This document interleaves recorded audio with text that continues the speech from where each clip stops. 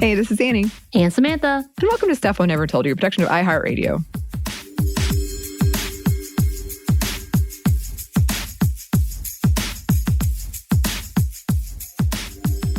Yes, and it is February 3rd, 2022, my least favorite month to say out loud because whoever created this month really wanted to see how ridiculous I sounded trying to say it on the mic. Yeah, for sure. I hate it. I hate it.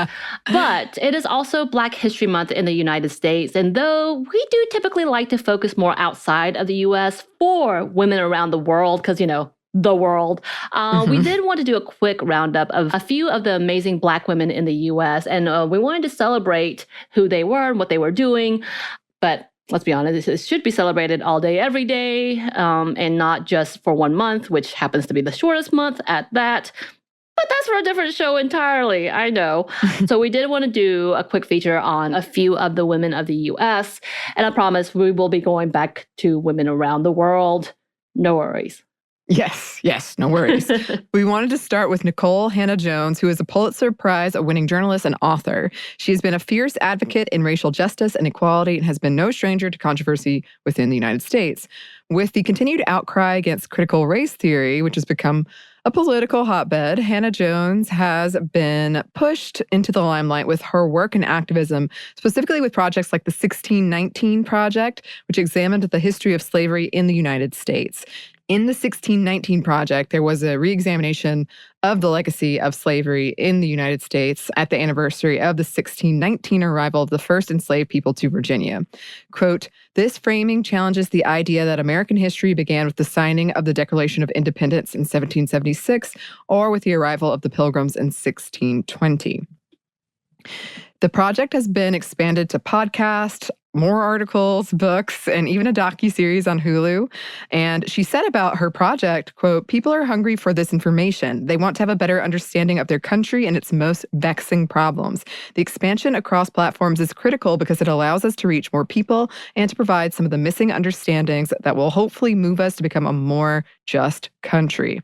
And of course, when she earned her Pulitzer, they stated, quote, "Sweeping, provocative, and personal essay for the groundbreaking 1619 Project, which seeks to place the enslavement of Africans at the center of America's story, prompting public conversation about the nation's founding and evolution."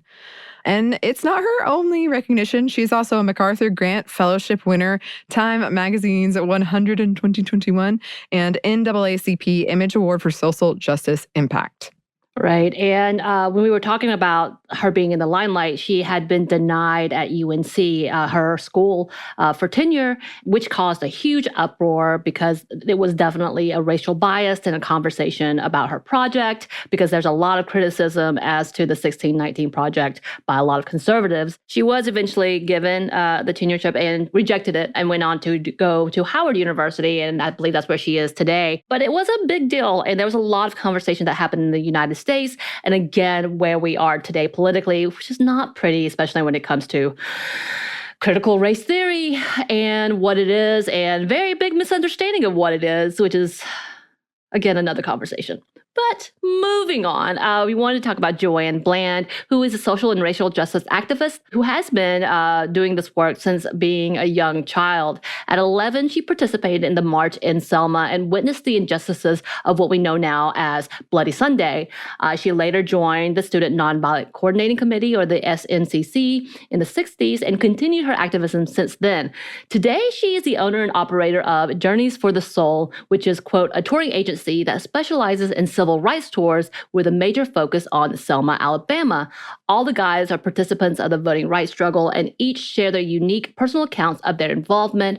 The tours are designed to give you a front row seat to civil rights and the empowerment to be involved in your local communities, elections, and most importantly, to understand why it is important for you to use your right to vote. And that was all from that site, Journeys for the Soul. So you definitely should check that out. And she isn't stopping there. She plans to create a Foot Soldiers Park and Education Center where the march began. And about her projects, she said, quote, "My vision is to show every visitor, and especially every child, that they have the power to make change in their community. It is my greatest hope that this city and the sites are treasured and honored long after all of us, the original foot soldiers, have passed." Oh, powerful. And she's probably one of the most experienced in getting projects like these off the ground, with her many experiences in civil rights activism and her position as the founder and director of the National Voting Rights Museum in Selma, Alabama, as well as the fact that she's a renowned speaker and activist all around the country. Like, she's been featured in so many platforms. So she's a pro at this for sure. Yes. And then we wanted to talk about Leah Thomas, who is an environmental and social justice activist. She is the founder of Intersectional Environmentalist Platform. She describes herself as a, quote, eco-communicator. In an article written for the Columbia Climate School, they describe Thomas's work, which, quote, emphasizes environmental justice and the convergence of environmentalism with social justice issues, including the Black Lives Matter, BLM, movement. Coining the term intersectional environmentalism in an Instagram post, which went viral in 2020, she explains this as, quote, an inclusive version of environmentalism that advocates for both the protection of people and the planet. In her InStyle article, which, and by the way, we got these names from their article, Badass 50s, so really cool. She is quoted as saying, "I want resources and funding to go to BIPOC-led environmental justice organizations, activists, and research institutions so that people of color will no longer face the brunt of climate injustice." And I think we've talked about this before in our environmental feminism episode, but how it does affect along those lines and why we need to see this as beyond just environmentalism, but it is about feminism and racism as well, ableism as well. So we need to make sure that we are paying attention to the intersectionality of what environmental issues are.